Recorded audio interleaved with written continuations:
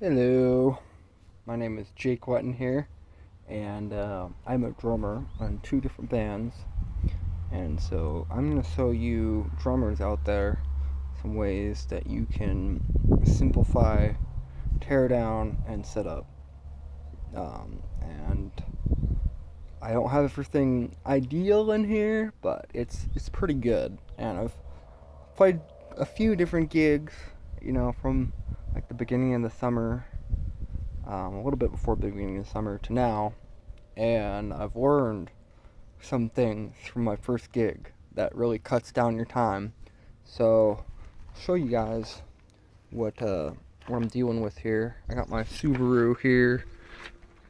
Got a Subaru Legacy, and basically I kind of divide things up into two different groups.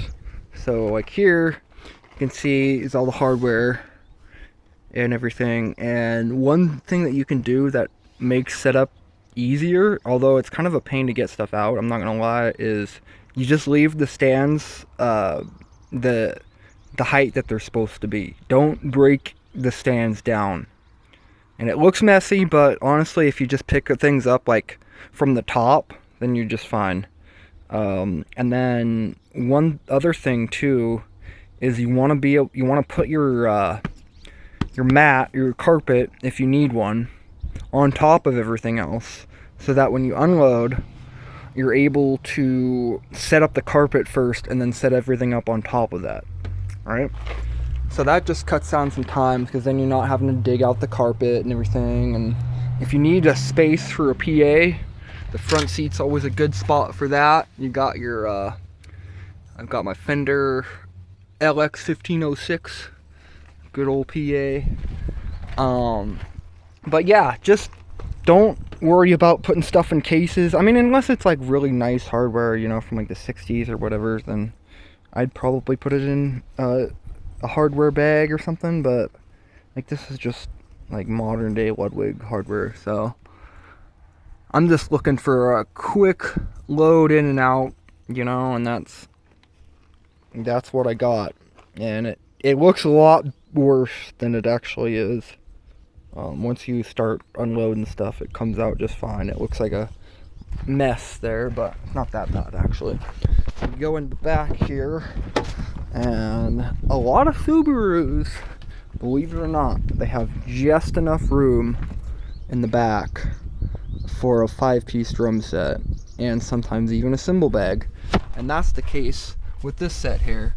So you've got my 12-inch back there, and then a 16 back there, 14 by 24 there, 10 by 6 there.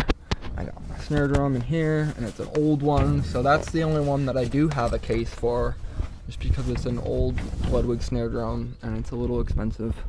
But these, I mean, they're nice drums, right? But they're not the original route.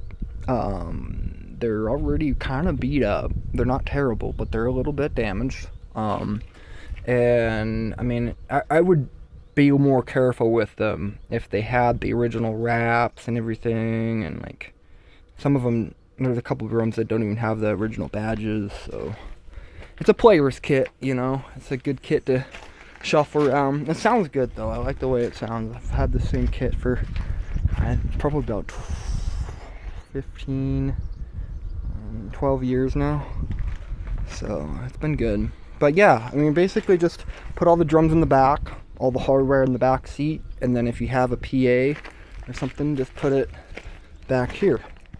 And then I turn the camera around and talk to you about setup.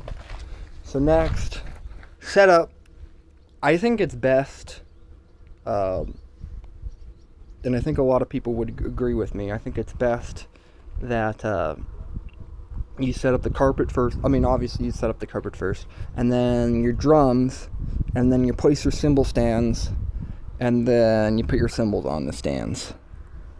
And then you do a final check to make sure everything's in the right location, and make sure that you don't have problems with that sort of thing. And one thing that's very vital is sometimes cymbal toppers will get mixed up and they won't. They look like they're the right size, but if you try to actually screw them on to the cymbal stands, it won't actually thread on. You gotta make sure. It's kind of a no-brainer, but I I gotta admit, I played a show today, and one of the cymbal toppers wasn't the right thread size, and the cymbal just came flying off.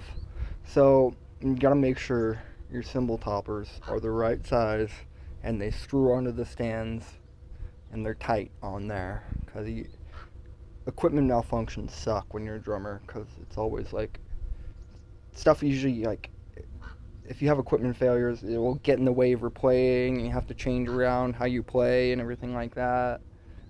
So make sure that you guys have all your cymbal stand hardware with all your cymbal stands. Very important. And maybe just get some extras to bring with you, like some extra cymbal felts and the plastic washers, plastic sleeves that go on the cymbal stands. I mean, uh, all that stuff's honestly, it's pretty important that you have that. Make sure that your stands are good and solid, and they have all their necessary pieces to them. Let me see. Anything else? That covers it a lot. You know, I would say, as a general rule of thumb, break stuff down as little as possible when you're packing it up, and try to keep the heights of like your floor tom and your cymbal stands. Try to keep those the same, so that you don't have to experiment with heights when you get to the gig. And a lot of the times, if a drummer does that, you'll end up not getting the heights that you're used to.